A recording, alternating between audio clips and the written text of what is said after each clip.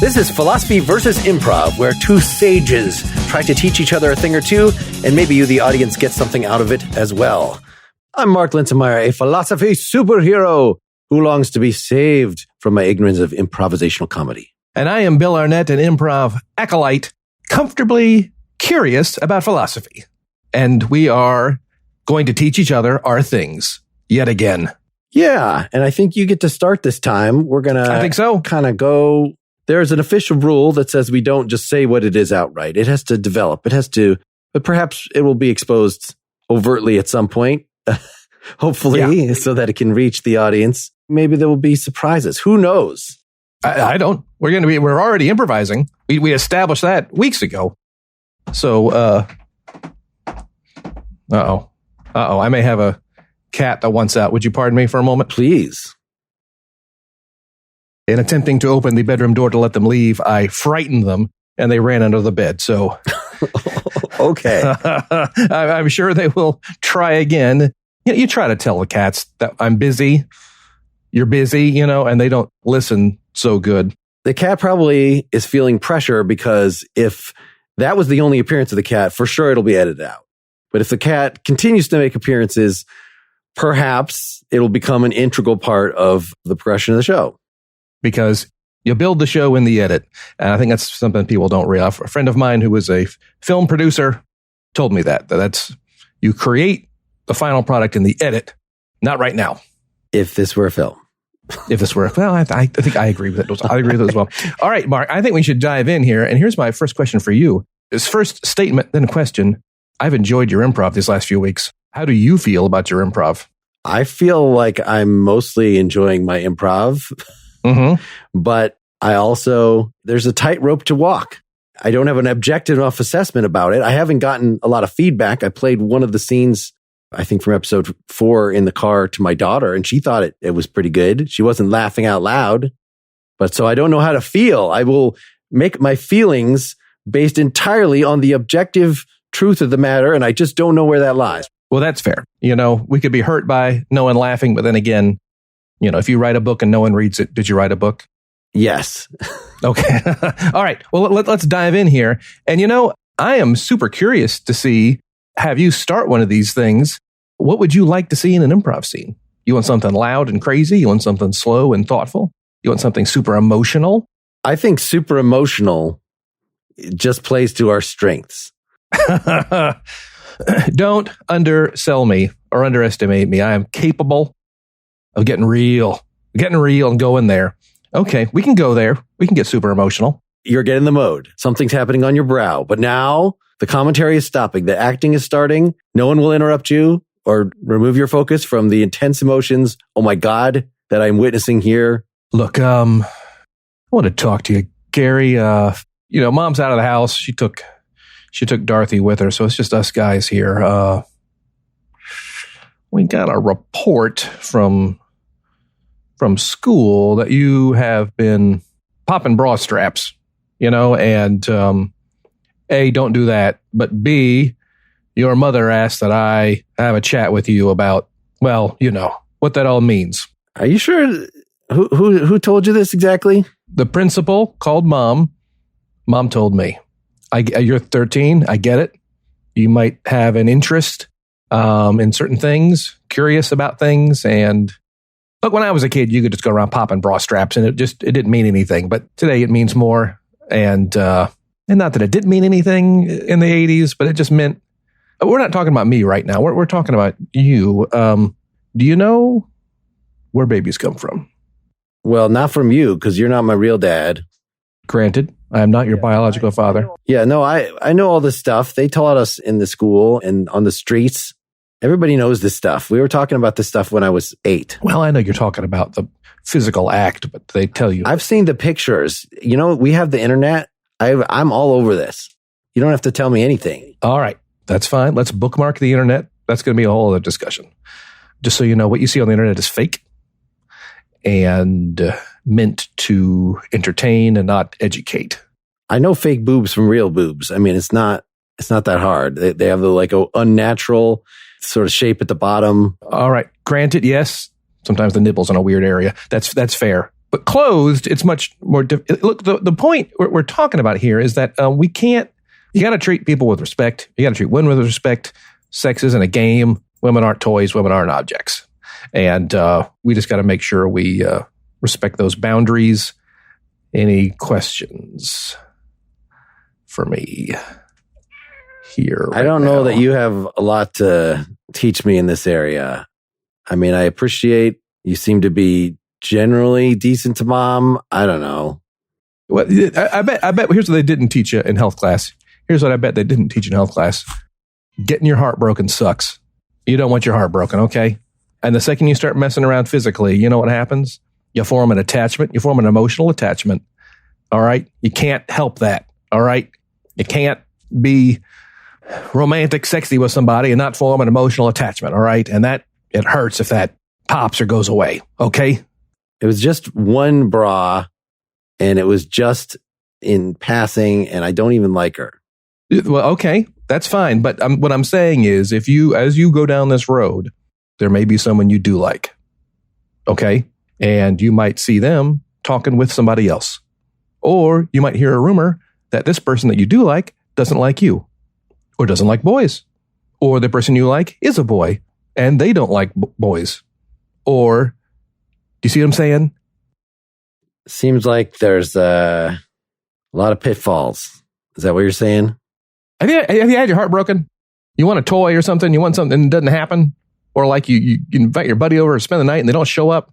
What are you doing here? What are you even... Have you had your heart broken? No. No. Okay. Well, then you don't know anything about sex. Okay. All right. That's what I'm saying. All right. You don't know anything if you haven't had your heart broken. What happened to you? What? You think it was just once? You think it's just once? Oh, buddy. What? Hey, you're going to get your heart broken multiple times on multiple occasions. Okay. Just be ready. All right. It ain't easy. Watching TV and stuff has prepared me for all this stuff for years. Oh, really? Watching TV has prepared you. I've seen people just get hung up on dumb stuff. I don't really understand why. It's just so uncool. They just can't keep it together. And I don't know why. Look, just because you don't like it and think it's stupid doesn't mean it ain't going to happen. Okay? It's because it's going to happen. All that dumb, irrational stuff that you see in other people and drive you crazy. It's crazy. It's going to happen to you. You're going to be the focus of it. Okay? I mean, yeah, I'm going to get some, but it's not going to be a big deal. And then when I'm really old, maybe like some other stuff will happen. But I just imagine that I'll be kind of have figured stuff out a little more by then. And it's just, it's simpler when you're my age, and it's just not a big deal. Okay, here's what you need to know. The second you, quote unquote, get some, you know what you're going to want? More. Yep, more. That's the first correct thing you've said. You're going to want more. All right. And it's going to eat away at you until you get more. So it sounds like you tried and you were so bad at it that they wouldn't give you more. Oh, okay. And then you were rejected. Is that what happened? And that's why you feel a need to unload on me when I got it together. I know what's going on. Unloading. I'm not unloading. I'm educating. All right. The reason I have had my heart broken on several occasions isn't because I struck out. Do you know why? You know how? You know what the reason I got my heart broken? Because I'm 51. That's why. That's why. You can't escape it. It's gonna happen. Yeah, I thought you were too old for mom too, but I guess she disagreed. Yeah, well, that's half your age plus 7. Okay, your mother is a wonderful person. I'm happy that she accepted me. All right, but you know she was not my first wife. You know that, right? What was your first wife? My first wife was Sharon. We've talked about Sharon. How come I've never? You've met Sharon and I's children. Yeah, they suck. I mean, they're so old. Yeah, they are old. Yeah, that's going to be you. You're looking into a mirror. When you look at Bob and Carol, you're looking into a mirror. That's going to be you. Why would you name your kids Bob and Carol? You were like that much a fan of the Brady Bunch? That did not occur to us. I divorced that woman. Let me just... Look, I could do the math. They were kids.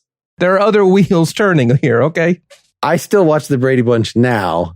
Okay. It's been around for generations. Surely your kids were aware of that. And people were like, oh, are you getting married? How could you do that to your kids? First of all, those are common names. Second of all, Robert and Carolyn are family names, okay?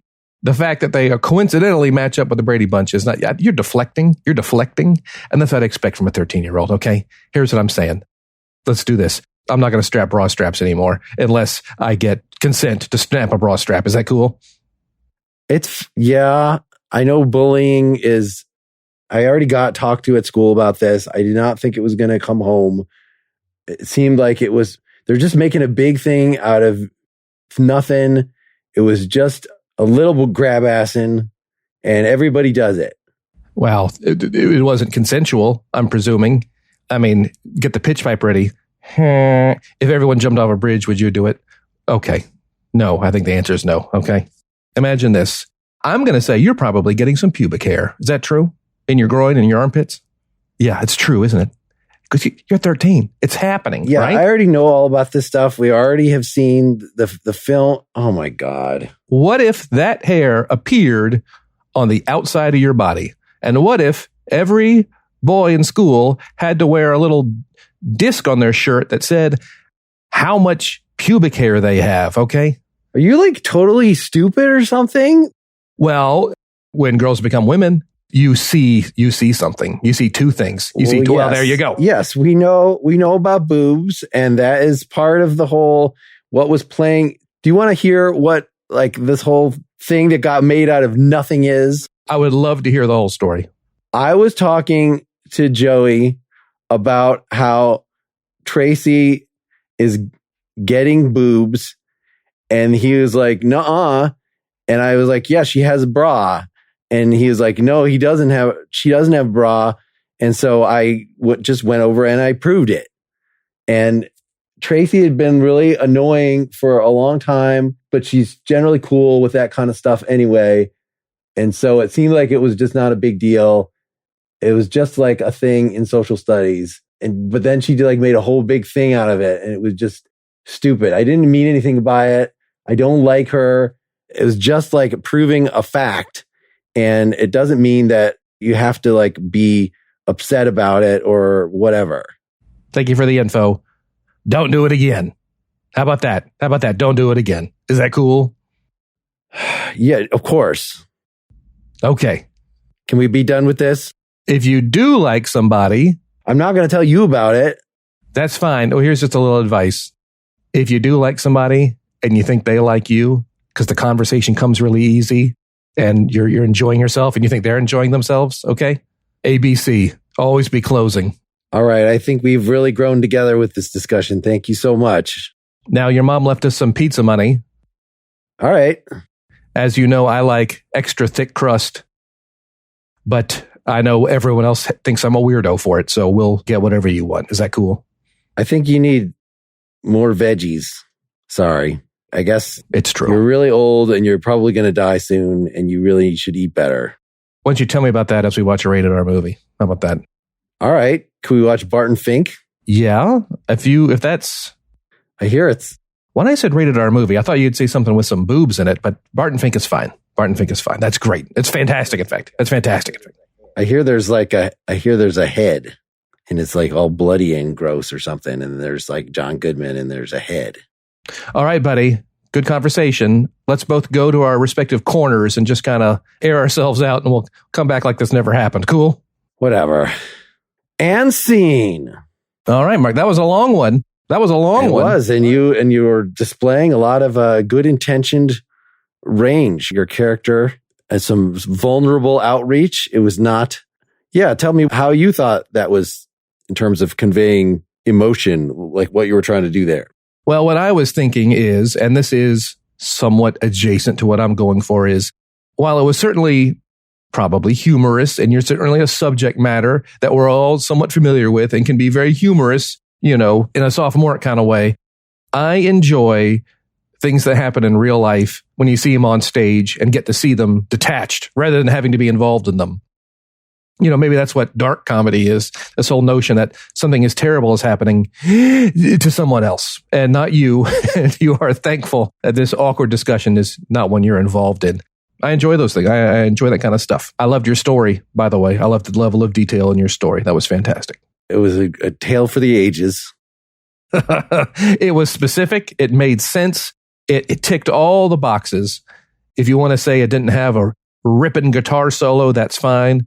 But it had a Ace's rhythm section and had a good groove to it. So that's great. That'll play. Now, how did you feel about the appropriateness? I was prepared this is going to be we're going to have some emotional depth here. But then it just seemed like the character solidified into, just because you said 13, there's not going to be emotional depth here. This is not Stand By Me. Stand By Me is one of the most unrealistic teen movies ever that these kids, this is what I thought, seeing it as someone pretty much the same age as they were when I initially saw it with my father on a camping trip, I believe. We went to a theater.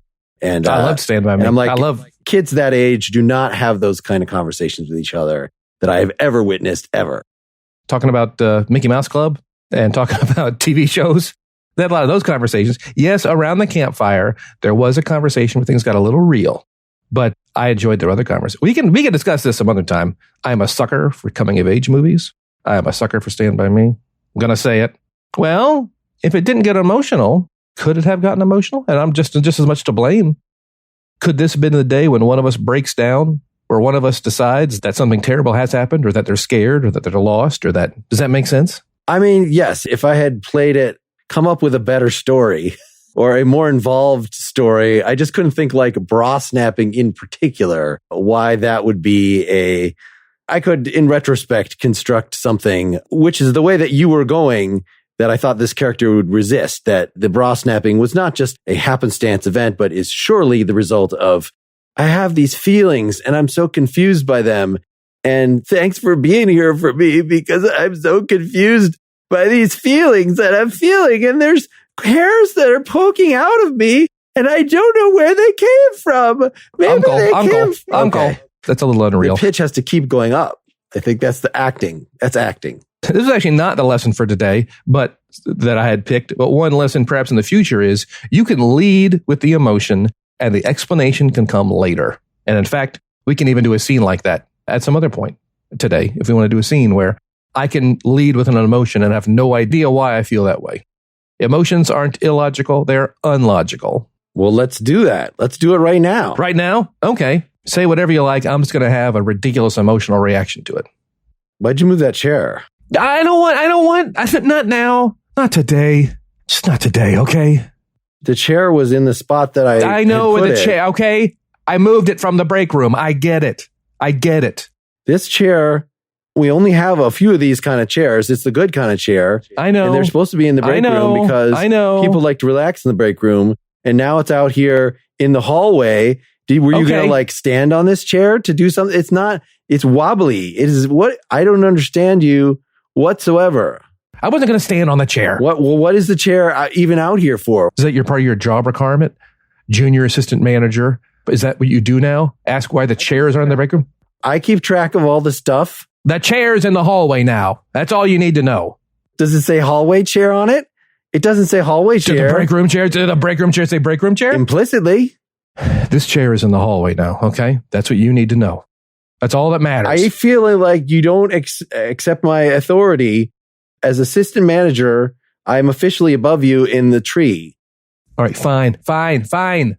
And so if you're going to pull stuff like this and then talk back to me, then I'm going to have to take measures. I will move the chair back to the break room and then I'll go back to the sales floor.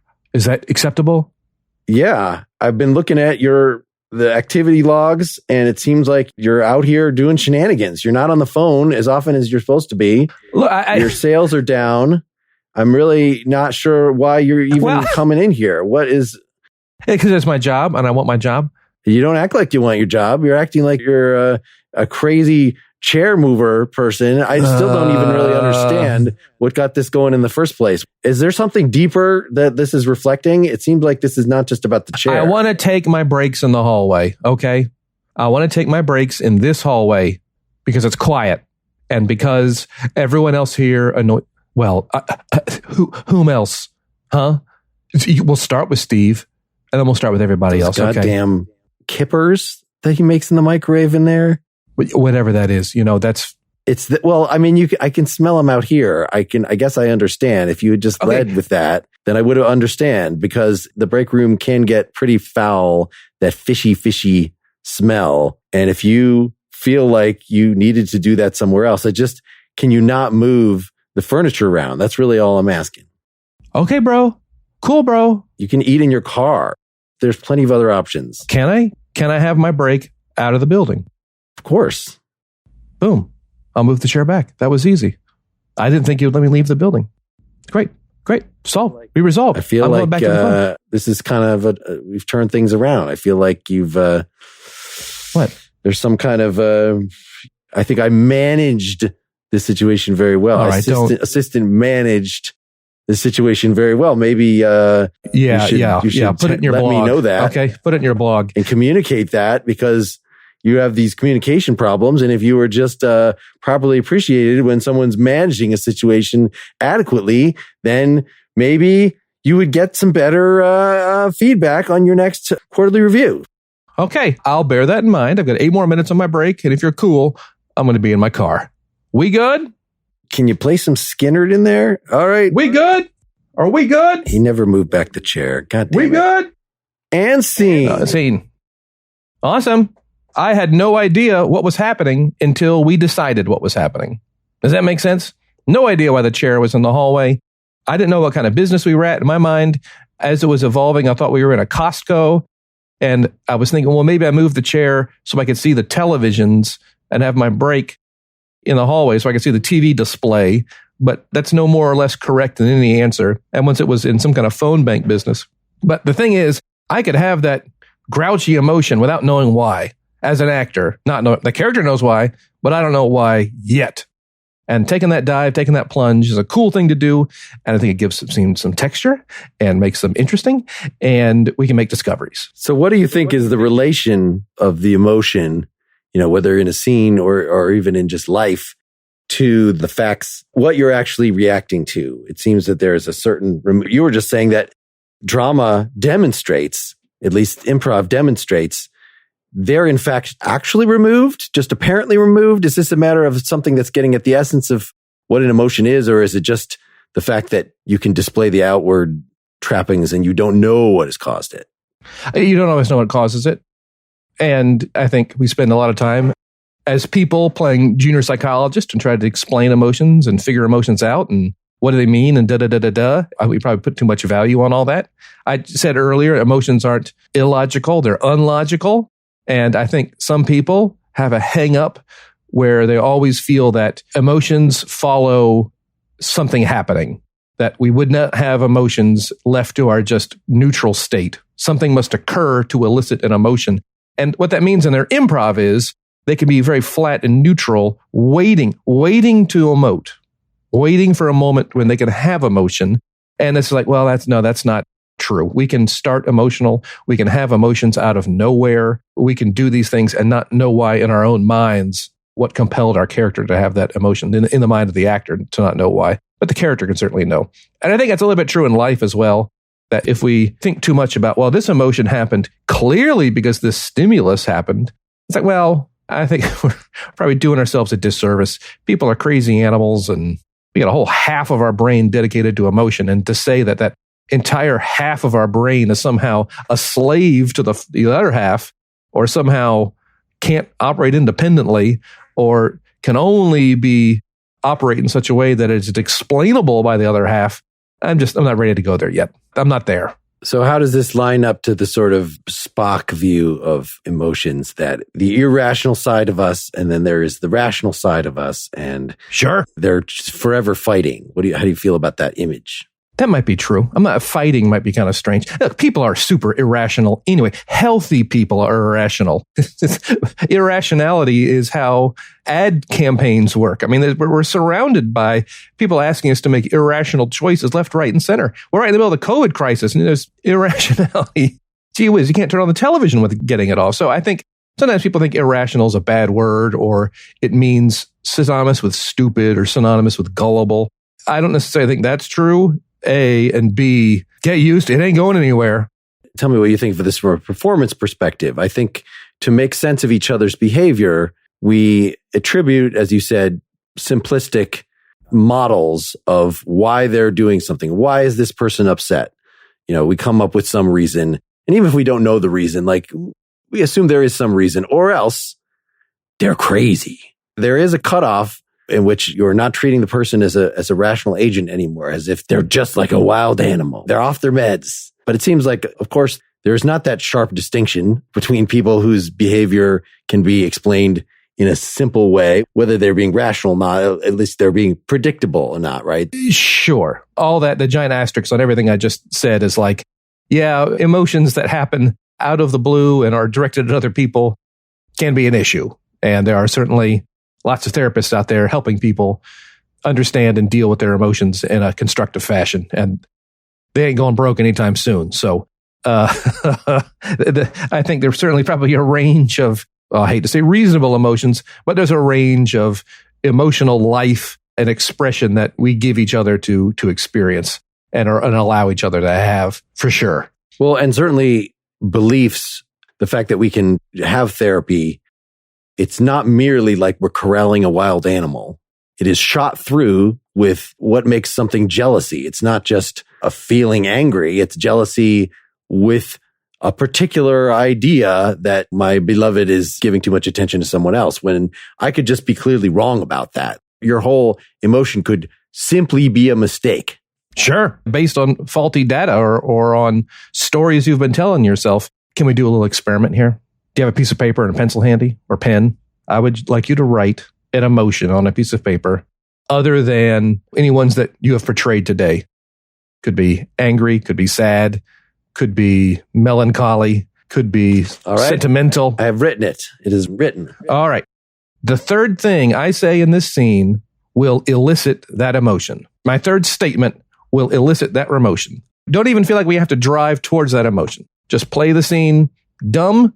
And the third thing I say, Friday night, I'm thinking we should get to do a board game night. What do you think? Yeah, all right. I'm free. Yeah. We'll call Barry and Steve and get up. I'd love to do it at Barry's house if we can. Barry's house? Yeah. Jesus Christ, have you been to Barry's house? That's why I want to do it there, dude. Yeah. Oh my God. He has got the fucking most awesome bathroom with that squirty thing. Oh my God, I love using that thing. It's just like the bidet. Oh fuck. I love that thing. Well, okay, calm down. We just got to engineer it so he doesn't think we're inviting ourselves over. All right? That's what we got to do. That's what we got to do. Cool? All right, I won't wear the bidet time t-shirts. Yeah, okay, there we did. We'll pause there. But does that make sense? That made perfect sense, yeah?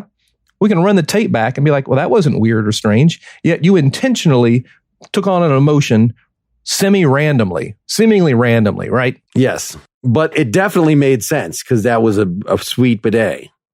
But again, all I'm saying is we can randomly toss around emotions as long as they are brought on by something, as long as they are induced by something, and have it make sense in this improv context, in these improv scenes. And I can do the same thing. And the third thing you say is going to elicit emotion X, and I'm just going to robotically insert it, and we'll make it work. We can make it work. All right.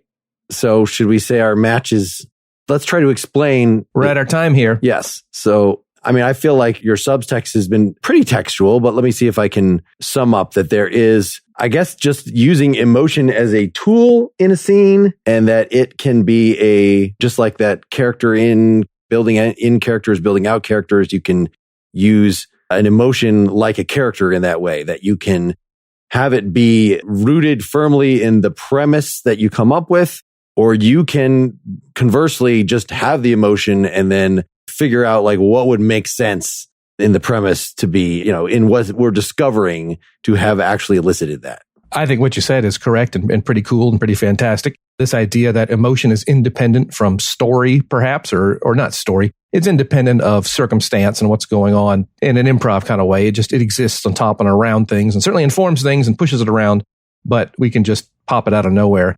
I was actually going for something that we started off on, and we got on this really cool place, and I had to kind of follow it.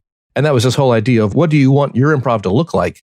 I kind of wanted to see, and I think that emotional life And talking about dark humor quickly got subverted by this little dive into our emotional world. And I certainly enjoyed that dive. But that, full disclosure, is what I was going for. And this idea that the kind of improv you want can affect your play. All right. Well, that did not sink in at all. I think we need a separate discussion of that. I would have thought that improv clearly won, but if the thing that you were trying to teach did not resonate at all with me, then not even close. If I said you had anything going on, defining normal might have been something, or how do we judge others' actions or others' existences? And is there a right or wrong, or is there appropriate or inappropriate? I just wanted to talk about emotions today and their relationship to rationality. It was kind of coincidental. I mean, I was steering it that way, but you were definitely, whoever gave the initial cue, whether there was a coincidence or I said something that got you on that road. But yes, it was just that traditional picture of the irrational and the rational sides at war is a bad one. Is it just a philosophically naive one? And that emotions are in fact shot through with beliefs, and you would have completely different emotions potentially if you had different beliefs. That of course leaves a lot of open questions of still what is the relationship between them? Is it just because there are different beliefs involved? That doesn't mean the emotion itself couldn't still be a reaction to it. And the fact that you can just be in a bad mood with there is a definite independence, as we've been pointing out, from circumstance, means that there is still some wild element at play. You're going to wake up on the wrong side of the bed. Yes. Plenty of times what's wrong? What's going on today? Nothing is going on. It's just chemical. I just, am depressed, and it's nothing you did. It's nothing you have to interrogate me about. I'm really not holding anything back. It is merely, maybe I should just go for a jog and eat something healthy, and then I will stop feeling this way. I couldn't agree more. Well, that was still a lot of fun. Let's see what the JudgeBot has. The JudgeBot has spit out this word. Oh, we're all winners today. We're all winners. I think this JudgeBot is kind of trying to suck up and get us to use it consistently. In fact, it's got 3 arrows. So I think the JudgeBot wants to be included as one of the winners. So, sure. It was funny. I was like, I'm totally off topic. So maybe philosophy won. But then you're like, no, improv was all over the place in this episode. But then again, it was all over the places that you wanted it to be. So, wow, there's a lot of levels here. This is like the Matrix of well, not the Matrix. What's the other one? The other movie with inside the dream. The Inception. Dream. Inception. Yeah. You incepted the improv to become emotional. Well, given that my character was anti-emotional and yours was merely fawning and trying to be a good stepdad, it was hard to... It's not the prototypical. It's not someone is dying of cancer and the other and confessing their deepest secrets to the witness. That's melodrama. Who wants that? Not us. Not today. Maybe another day when we have a guest who's a real actor. Yeah. They can go I'm there. I'm not saying that you couldn't do that. I'm just saying that I was not going to do that today. I don't want to do that. Back to my original point. Yeah. All right. Well, I enjoyed learning from you, Mark. I enjoyed learning from you, Bill. And scene. Hope you enjoyed the show. Get more at philosophyimprov.com. If you want to support the show and not have to hear any more commercials and get our post-game segments where Bill and I and sometimes guests will elaborate on some things that came up in the episode, reflect on the future, and share our recommendations in the philosophy and comedy worlds, you can see options to do that at philosophyimprov.com/support. Thanks. I should sell my soul. Bankrupt.